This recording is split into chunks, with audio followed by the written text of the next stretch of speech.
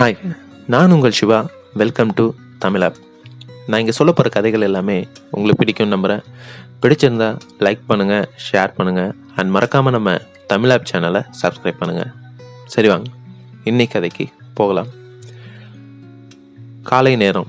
சீடர்களெல்லாம் காத்துக்கிட்டு இருந்தாங்க. புத்தர் வந்துக்கிட்டு இருந்தார் அவங்க முன்னாடி பேசுகிறதுக்காக. வரும்போது கையில் ஒரு துணியை எடுத்துகிட்டு வர்றாரு.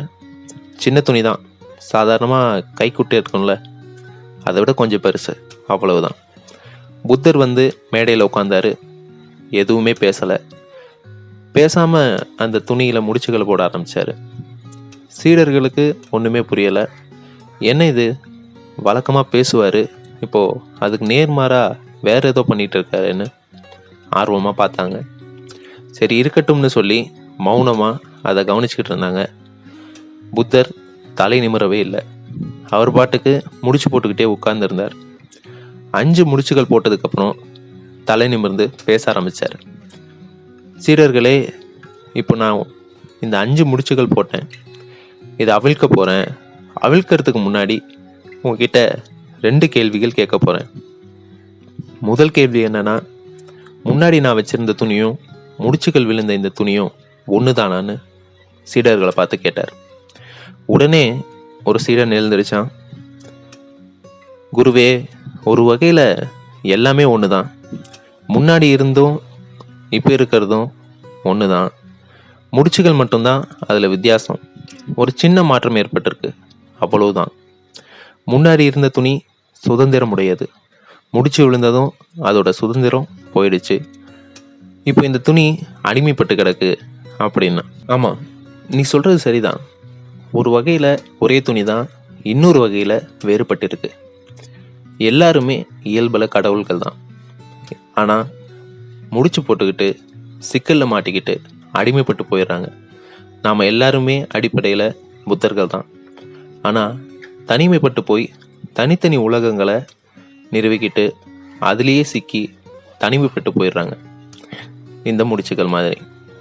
இதைத்தான் நான் உங்களுக்கு தெரிவிக்க விரும்பினேன் அப்படின்னார். கொஞ்ச நேரம் கழித்து அடுத்த கேள்வி கேட்டார்.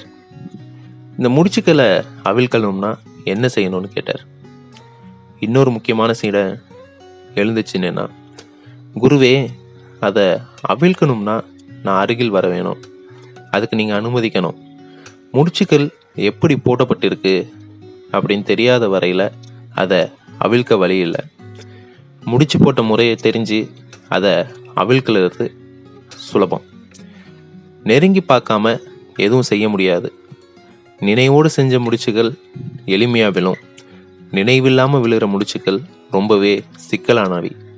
சில சமயம் அவிழ்க்கவே முடியாமல் கூட போயிடலாம் அப்படின்னா. புத்தர் நிமிர்ந்து பார்த்தார்.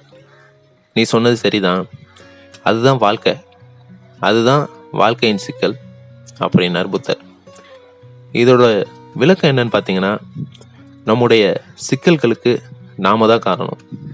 நம்ம அறியாமையே விழிப்புணர்ச்சி இல்லாமல் நாம் போட்டுக்கிற முடிச்சுகளில் சிக்கி சிக்கலை அவிழ்க்க முடியாமல் திணறிக்கிட்டு இருக்கோம். இதுதான் இன்னைக்கு பல பேர் வாழ்க்கையில் நடந்துட்டுருக்கு. இந்த சிக்கலில் மாட்டிக்கிறது நம்ம வாழ்க்கை மட்டும் இல்லை, நம்ம சார்ந்தவங்களோட வாழ்க்கையும் தான். இதிலிருந்து விடுபெற அந்த சிக்கலின் தொடக்கத்தை தெரிஞ்சுக்கிட்டு அதன் முடிச்சுக்களை ஒவ்வொன்றா அவிழ்த்தோம்னா நம்ம வாழ்க்கை மட்டும் இல்லை, நம்ம சுற்றி உள்ளவங்களோட வாழ்க்கையும் இனிமையாக இருக்கும். ஒரு நாள் 2 நண்பர்கள் பேசிக்கிட்டு இருந்தாங்க. அதில் ஒருத்தர் சொன்னார், இந்த எதிர்த்த வீட்டுக்காரன் இருக்கானே, அவனால் எனக்கு எப்பவுமே சிக்கல் தான்ப்பா அப்படின்னாரு. ஏன் அப்படின்னு சொல்கிறேன்னு கேட்டார் நண்பர். எப்போ பார்த்தாலும் 100 ரூபா கொடு 100 ரூபா கொடுன்னு என்னை கேட்டு அரிச்சு எடுத்துக்கிட்டே இருக்கான் அப்படின்னாரு. நீ இல்லைன்னு சொல்லிட வேண்டியது தானேன்னாரு நண்பர். அது எப்படி முடியும், வாங்கின கடனை இல்லைன்னு சொல்ல முடியாது என்னாரு இவர். ஓகே கைஸ், மீண்டும் ஒரு நல்ல கதையோட உங்களை சந்திக்கும் வரை உங்களிடமிருந்து விடைபெறுவது உங்கள் சிவா. மறக்காமல் நம்ம தமிழ் ஆப் சேனலை சப்ஸ்கிரைப் பண்ணுங்கள். பாய்.